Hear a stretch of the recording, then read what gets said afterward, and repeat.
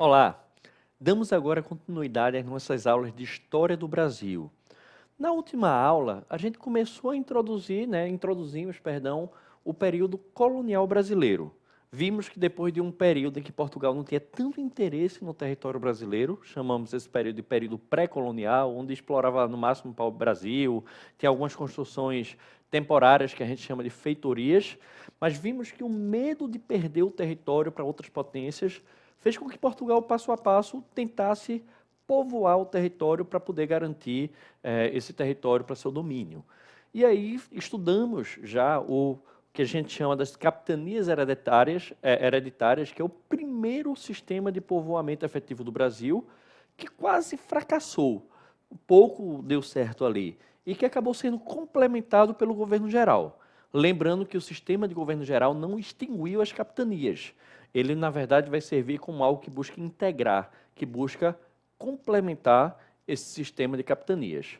Mas para um processo de colonização dar certo, é necessário que se produza riqueza. Um povoamento ele só vai existir de maneira permanente se existir riqueza sendo produzida para sustentar essas pessoas que aqui estão.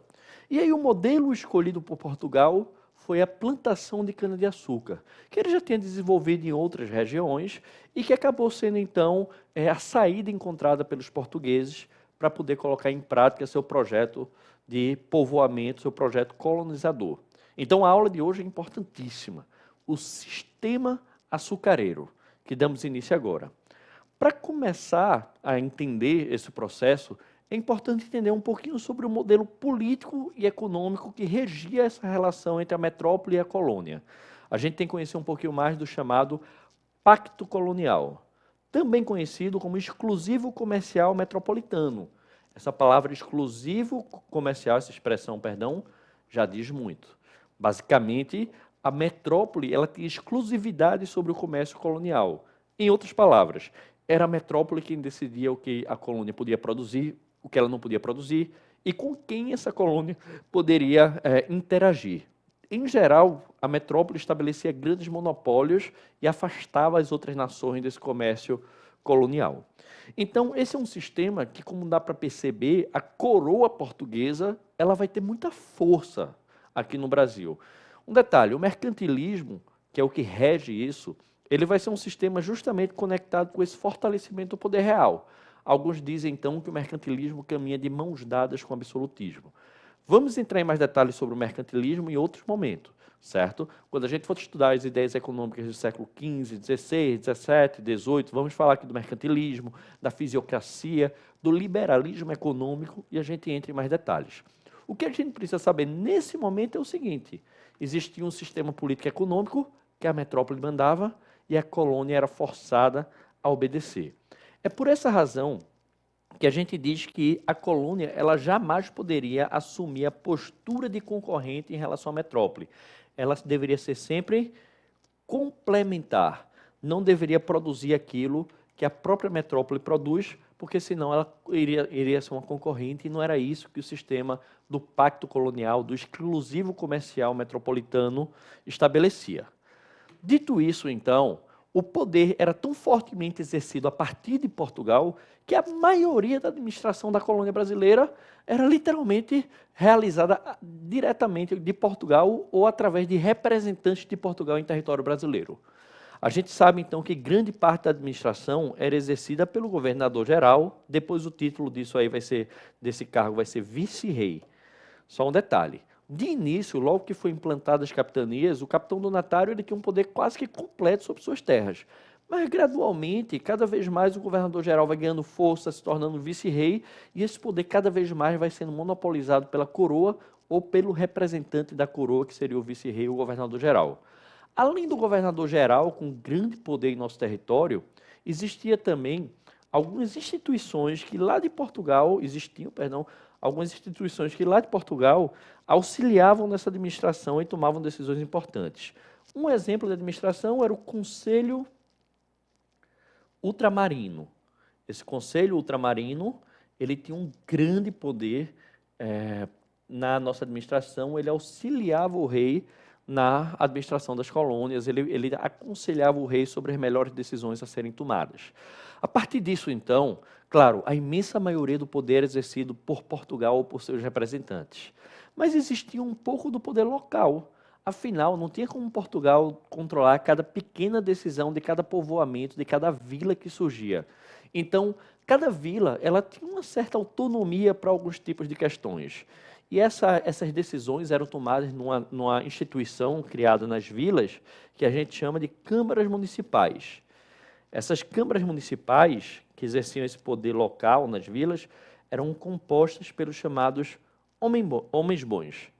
Homem bom aí não passa de um eufemismo para membro da elite latifundiária local, certo? Então, não tem a ver com a virtude ou a qualidade pessoal da pessoa ser um homem bom. Tem a ver com o seu status social, com o status da sua família, com a propriedade da terra, dentre outros critérios semelhantes. Quem trata muito bem desse assunto é Emília Viotti da Costa, uma das maiores historiadoras já existentes no Brasil e que é autora de várias obras. A gente vai tirar um trechinho aqui de uma obra chamada Da Monarquia à República. Apesar de estarmos tratando ainda do Brasil colonial e o título ser da Monarquia à República, ela realiza uma reconstrução do que foi esse Brasil colonial para introduzir o tema principal do livro. Então ela começa assim, abre aspas. O Brasil colonial foi organizado como empresa comercial resultante de uma aliança entre a burguesia mercantil, a coroa e a nobreza. Essa aliança refletiu-se numa política de terras que incorporou concepções rurais, tanto feudais quanto mercantis. O que é que ela está querendo dizer com isso, gente? Ela está dizendo que começou a existir um sistema meio que misto. Por quê? Porque o senhor feudal, o senhor de engenho, perdão, na prática, ele estava se tornando um senhor feudal em território brasileiro. Mas ele não era aquele senhor feudal típico da Idade Média europeia. Ele era alguém interessado em produzir açúcar, em produzir riqueza. Por isso que a gente vai ter um modelo que tem elementos feudais, mas também mercantis, certo? É um sistema que tem essa ambiguidade aí. Ela continua. A legislação relativa à propriedade da terra estava baseada na política rural de Portugal, que ainda era essencialmente medieval. Os proprietários de engenho tenderam a acumular terra não somente para assegurar o fornecimento de cana para seus engenhos, essa parte é importante, mas também porque a propriedade da terra concedia prestígio social.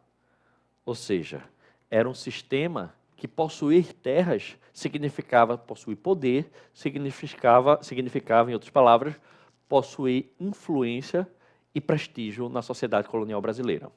Complementando, então, esse processo que estamos estudando, o modelo do sistema açucareiro foi baseado no tripé que a gente chama de latifúndio, monocultura e escravidão. Seguinte, esse sistema aqui que a gente chama de plantation, ele é bastante interligado nessas áreas açucareiras. Vamos entender um pouquinho mais sobre isso. Um engenho é algo muito caro, certo? É algo tão caro que pouca gente pode ter. E só se sustenta se você tiver uma produção em larga escala. Daí a necessidade de latifúndios, certo? Mas um latifúndio que produzisse 30, 40 tipos de coisas diferentes, ele não faria um engenho de açúcar que é tão caro valer a pena. A monocultura passa a ser essencial para que o engenho ele seja economicamente viável. Tem que produzir muito açúcar, em outras palavras, senão o engenho não vale a pena. E aí o modelo implementado foi o modelo escravista, que evitava que pequenos trabalhadores, existia o trabalho livre, existia em menor escala, bem menor escala, mas um modelo de trabalho livre, você teria uma espécie de salário que, por mais baixo que fosse, ele levaria algumas pessoas a estabelecerem minifúndios, levaria algumas pessoas a produzirem para a sua subsistência e não para exportação, e não era isso que Portugal desejava, que os senhores de engenho aqui desejavam. Então, esse sistema tão brutal da escravidão, que vamos tratar muito dele para frente, vai ser um tema que vamos aprofundar bastante, inclusive é um dos temas mais recorrentes de Enem, né, o sistema escravista que vai ter aqui, a gente vai aprofundar com mais detalhes no futuro. E aí a orientação desse tripé do latifúndio, monocultura e escravidão estabelecido no plantation é o mercado externo. Basicamente, o Brasil virou uma grande fazenda, um conjunto de grandes fazendas para exportação, para levar esse açúcar embora, literalmente. E aí, claro que a gente importava outros produtos dentro das regras do Pacto Colonial do exclusivo comercial metropolitano. Lilia Schwartz e Eloise Starling, que são autores de uma obra brilhante chamada Brasil, uma biografia, uma obra que a gente vai citar muito ela ao longo do ano, porque realmente é uma das obras mais interessantes já escritas sobre a história do nosso país. Elas dizem o seguinte sobre isso, abre aspas, tudo deveria ser eficiente e ligeiro, visto que passadas 24 horas do corte, o teor de sacarose diminuía sensivelmente. Olha só, quando a gente trata desse tipo de produção, as características da planta ajudam a definir as características da produção. E o açúcar tem uma característica muito direta. Se você passar 24 horas entre o corte e o processamento dessa sacarose, a sacarose praticamente desaparece, ela diminui bastante de nível. E aí você perde dinheiro, aí o negócio não fica viável. Então é preciso, no modelo açucareiro, otimizar o transporte da cana cortada para o engenho onde ele vai ser processado. E por isso, então, vamos lá continuar com o texto que a gente vai ver o que é feito. Por isso, então, vamos continuar. Lilia Schwartz e Eloise Starling continuam. A cana cortada seguia das lavouras para o engenho em carros de boi ou em barcos. O uso de barcos era mais vantajoso pela rapidez e as terras próximas de rios navegáveis, as mais valorizadas. Ou seja, se você tinha meios de locomoção mais eficientes, como por exemplo o barco, você conseguia ter extensões de terra maiores para um engenho único. Se você tinha meios menos eficientes, o engenho não conseguiria abarcar um pedaço de terra tão grande quanto possível. Afinal, a sacarose seria prejudicado. De toda forma, se existe engenho, existe o que a gente chamaria aí do latifúndio. E aí um detalhe, aqui a gente tem uma obra de Franz Post que representa, que retrata um engenho de açúcar em Pernambuco no século XVII. Franz Post, que a gente vai falar muito quando tratar aqui do período holandês no Nordeste brasileiro, ele foi uma figura que realmente representou muito de nossas terras, de nossa cultura e de nossas paisagens, e acaba sendo um dos mais importantes pintores de todo o período colonial. Então, como testemunho ocular, ele vai representar aquilo que ele viu no século de 1600 e tanto, no século XVII. Dando prosseguimento, existe um autor que tratou muito dessas questões do período colonial mesmo, basicamente de como a gente se organizava politicamente, economicamente, dos costumes. Um dos cronistas, lembrando que cronista é aquilo que viu, aquela pessoa que viu, que retrata aquilo que teve contato diretamente. Então, um dos cronistas mais importantes a retratar o período colonial, chamado André João Antonil. E Antonil, numa obra brilhante chamada Cultura e Opulência do Brasil, de onde a gente extrai boa parte das informações que a gente estuda do período colonial, ele vai dizer o seguinte, abre aspas, os escravos são as mãos e os pés do senhor, do engenho, porque sem eles no Brasil não é possível fazer, conservar e aumentar fazenda nem ter engenho corrente. Essa expressão, os senhores são as mãos e os pés do senhor do engenho, é uma das mais famosas já escritas em todo o período colonial. Mas Antonil continua. E não é fácil coisa decidir se nessa parte são remissos os senhores ou as senhoras, pois não faltam entre eles e elas quem se deixe governar de mulatos, que não são os melhores para que se verifique o provérbio que diz. Aqui vem outro trecho muito famoso dessa escrita colonial, que ele vai dizer o seguinte, que o Brasil é o inferno dos negros, o purgatório dos brancos e o paraíso dos mulatos e das mulatas. É um dos trechos mais famosos que mostra uma concepção bastante contestável da época, inclusive, né? Quando ele faz uma análise dizendo que o Brasil seria o paraíso dos mulatos, das mulatas, com termos também não muito bons, mas, bom, é a visão de alguém do século XVIII, é a visão de alguém que está em 1700 e pouco escrevendo sobre o nosso período colonial e que retrata muito dos valores da época. Mas vamos continuar. O Brasil é o inferno dos negros, purgatório dos brancos e paraísos dos mulatos e das mulatas. Salvo quando, por alguma desconfiança ou ciúme, o amor se muda em ódio e sai armado de todo gênero de crueldade e rigor. Antonil é outra pessoa que vamos citar muito. Afinal, ele realmente, como eu disse, é uma das principais fontes que a gente tem para o estudo da história colonial.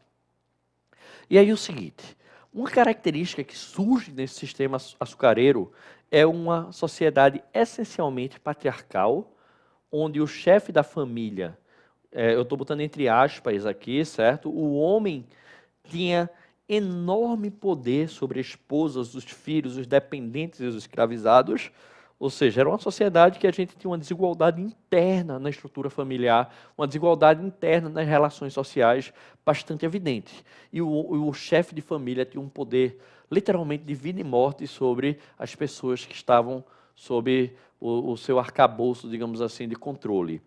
E é uma sociedade também paternalista, onde a gente vai ter um modelo de família estendida em que os trabalhadores e a população próxima dos engenhos, eles deviam uma obediência de filho mesmo ao Senhor. É como se o Senhor, ao permitir que aquela pessoa morasse em sua terra, trabalhasse na sua terra, ele estivesse realizando um favor. Ele fosse um grande pai para aqueles filhos. O que a gente sabe é que esse sistema patriarcal, esse sistema paternalista, ele vai gerar muita coisa, muitos efeitos que predominam até os dias atuais, que se perpetuam até os dias atuais. Um efeito de desigualdade, um efeito de uma sociedade ainda muito machista, muito patriarcal, um efeito de uma sociedade que ainda tem alguns grupos que estão no poder que tratam todo o resto como submissos e não como cidadãos de pleno direito. Então, esse modelo patriarcal, paternalista, que durante tantos séculos foi a base do nosso sistema colonial, ele ainda repercute até os dias atuais, nessa relação praticamente ainda que existe de senhor e dominado existente entre uma elite com poderes plenos e uma sociedade que, infelizmente, ainda carece, muitas vezes, dos direitos sociais mais básicos, dos direitos políticos mais básicos. Mas, bem, continuando, então, o que é que a gente tem? Um dos autores mais conhecidos, a gente está criando um repertório cultural, né, para a gente poder começar a discutir esses nomes, esses autores. Eu estou apresentando para vocês aqueles autores, aquelas autoras que são a referência, que se você for para uma universidade de história, de sociologia, você vai estudar essas pessoas. Então, para a gente criar um repertório cultural que é fundamental, não apenas para a prova de humanidades, mas também para a prova de humanidades. Então, Gilberto Freire, famosíssimo, com algumas teorias brilhantes e outras que caíram em desuso, outras bastante contestáveis, mas que, sem nenhuma dúvida, um dos maiores nomes da nossa sociologia, da nossa historiografia também, ele, na sua grande obra Casa Grande Senzala, ele vai falar o seguinte: a Casa Grande venceu no Brasil a Igreja, nos impulsos que esta, a princípio, manifestou para ser a dona da terra. Vencido o jesuíta, a gente vai tratar muito dos jesuítas, quando a gente for tratar dos jesuítas, das bandeiras, das entradas, dos conflitos entre jesuítas e bandeirantes, é um tema que a gente vai aprofundar no futuro, certo? Vencido o jesuíta, o senhor de engenho ficou dominando a colônia quase sozinho, o verdadeiro dono do Brasil, mais do que os vice-reis e o bispo.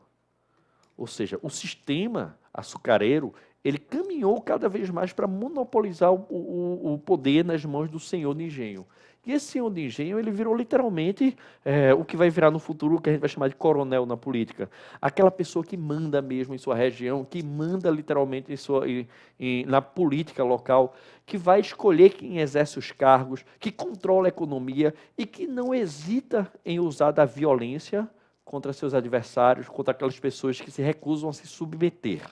Então, aqui está muito claro em Gilberto Freire como esse senhor de engenho acaba sendo, nessa sociedade açucareira, cada vez mais o centro do poder político, administrativo e econômico de cada região. E aí a própria Lilia Schwartz e a Aloysio Stalin, elas complementam dizendo o seguinte: o que definia a nobreza no Brasil era o que ela não fazia. Vê só que conceito interessante. A nobreza é definida pelo que ela não faz. Ou seja, vamos ver o que ela não faz para a gente ver essa concepção que, infelizmente, também nos traz heranças muito condenáveis até os dias atuais. Bora ver o que ela não faz, segundo segundo Lilia Schwartz e Aloysio Stalin. O que ela não faz é o seguinte: dedicar-se ao trabalho braçal, ou seja, trabalhar com as mãos, cuidar de uma loja, atuar como artesão e demais atividades. Eram coisas para gentios ou cativos. era o que eles chamavam, então, era algo para cidadãos ou não cidadãos, como uma pessoa escravizada, né, de segunda, terceira e quarta classe. Em outras palavras, a elite ela começou a desenvolver um modelo de controle, né, dessa nobreza, entre aspas, que o objetivo era literalmente controlar os outros, controlar o trabalho dos outros.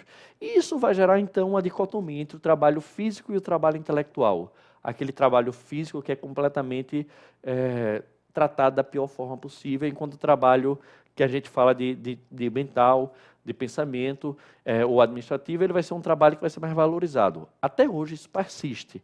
Quando a gente vê a desigualdade de salário existente entre um trabalho valorizado socialmente e aquele não valorizado no Brasil, a gente vê basicamente que essa desigualdade, esse abismo é muito maior do que em outras regiões do mundo.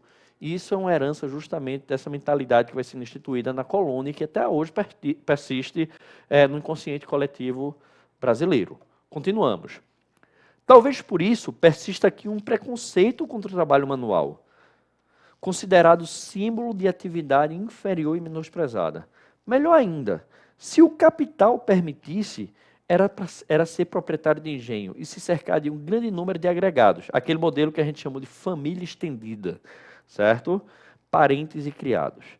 Capital, domínio, autoridade, posse de escravos, dedicação à política, liderança sobre vasta parentela, constituíram-se nas metas desse ideal de nobreza que dominava a sociedade colonial. Vejam só que resumo brilhante da desigualdade que vai sendo criada no modelo colonial brasileiro, com repercussões imensas até os dias atuais. Então, o centro de produção do açúcar vai ser o Nordeste. Quando a gente falou das capitanias, a gente viu aqui que as principais capitanias que se desenvolveram foram Pernambuco e São Vicente, onde hoje em dia é São Paulo.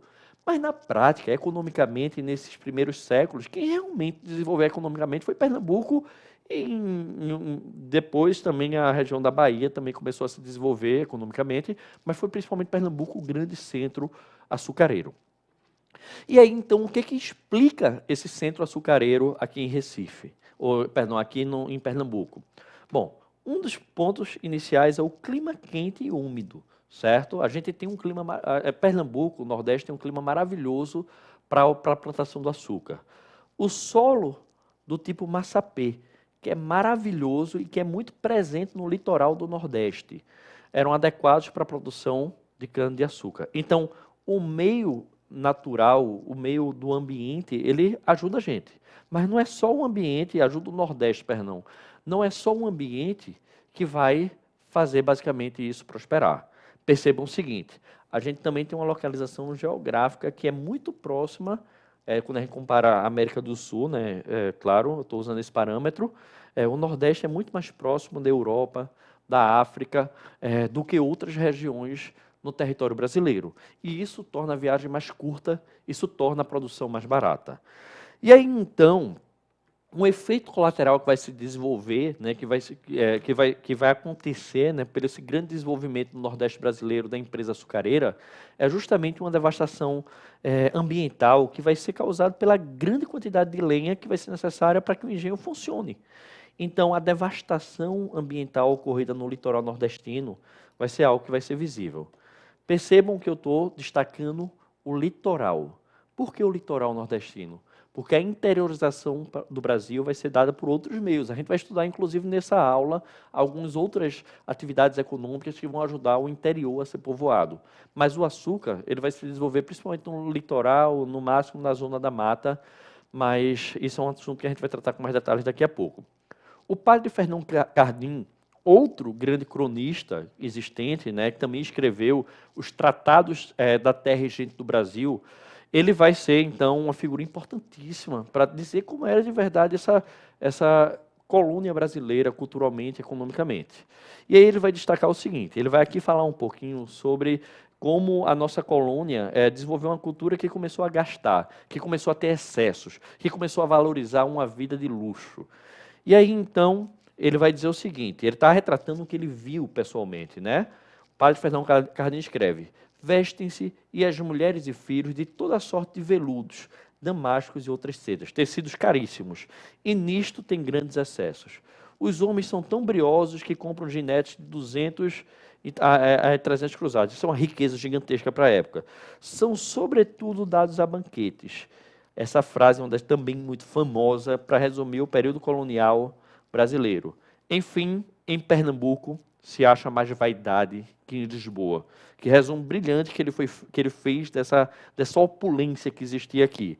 E aí, então, Debré, que trataremos mais para frente, ele vai retratar aqui um típico jantar brasileiro, mostrando a desigualdade, mostrando a posição social completamente excludente, mostrando basicamente uma sociedade que era excludente, patriarcal, que era uma sociedade que a desigualdade era um dos pilares.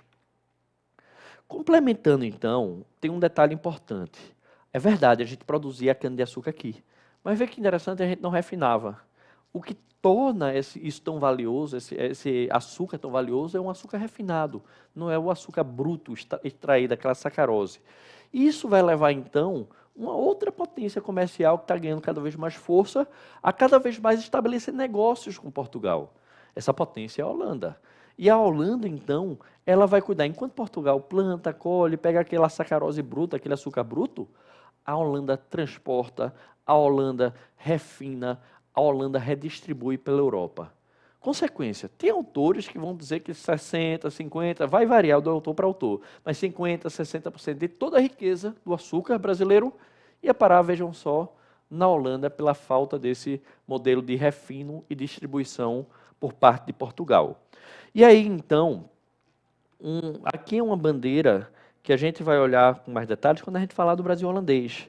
Vamos ver que, por motivos diversos, a Holanda vai ter esse comércio extremamente lucrativo com o Brasil interrompido bruscamente, no período que a gente vai chamar de União Ibérica, que trataremos em outra aula. E então os holandeses vão invadir o Nordeste brasileiro e estabelecer uma colônia, a gente vai chamar esse período de Brasil holandês, e essa aqui vai ser a bandeira que vai ser instituída no Brasil holandês no Nordeste, a bandeira da Nova Holanda ou bandeira do Brasil holandês. Mas isso é um tema de uma aula a seguir. Então é o seguinte, a escravidão ela vai se tornar um negócio que é extremamente lucrativo. Percebam o seguinte, a gente vai ter o ciclo do pau-brasil, o ciclo da cana-de-açúcar, a gente vai ter o ciclo da mineração, a gente vai ter o ciclo do café, vão ter vários ciclos econômicos que vão crescer e diminuir, crescer e diminuir, crescer e diminuir. Mas tem uma coisa que nunca diminui, a lucratividade da escravidão. Os traficantes de pessoas escravizadas se tornaram uma verdadeira elite, que independente do ciclo econômico que estivesse se desenvolvendo, eles estavam ganhando dinheiro. E isso passou a ser muito visível para todo mundo, isso passou a ser muito retratado. Obras de temática social, tanto de períodos anteriores, de séculos anteriores, como de séculos mais recentes, eles retratam essa vida dura da escravidão conectada com a cana-de-açúcar, principalmente, mas também com a mineração. Aqui a gente tem, por exemplo, o Cândido Portinari, grande artista brasileiro, retratando justamente a cana-de-açúcar, aqui, esse modelo da escravidão. E o padre Antônio Vieira, uma das figuras mais importantes, um dos intelectuais mais importantes de todo o nosso período colonial, não ia deixar de comentar isso. Ele vai fazer uma analogia, literalmente, entre essa pessoa escravizada que está sofrendo e a vida de Jesus Cristo. Ou seja, percebam que a gente começa a ter no clero uma legitimação da escravidão. Quando a temática da nossa aula for a escravidão, a gente vai entrar em mais detalhes sobre isso. Quais foram as teorias utilizadas? Mas percebam, então, que a escravidão começa a ser normalizada no Brasil. Ela começa a ser aceita tanto pela elite colonial, quanto pelas instituições intelectuais e pelo próprio clero. A gente vai tratar com mais detalhes na aula sobre a escravidão, que realmente é uma aula base desse período colonial e do período imperial também. Mas vamos ver então o que o padre Antônio Vieira escreve, na verdade, os seus sermões, o que ele recitou como sermão, que está escrito para a gente sobre o tema. Abre aspas.